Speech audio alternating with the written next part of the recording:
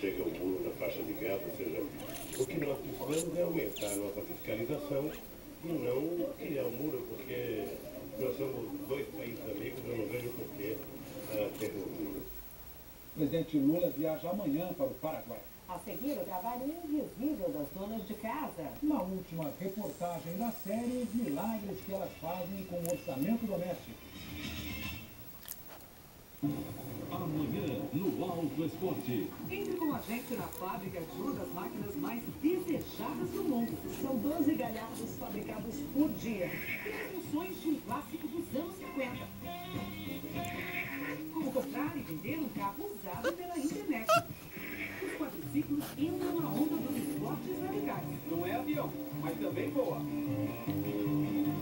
Amanhã, 9 da manhã, no Alto Esporte. Falou o seguinte, cara, eu tô querendo me dar bem com a mulherada, entendeu? Eu tô querendo dar um tapa nesse visual, hein? E vai fazer como? Eu tô querendo ficar igual a ele.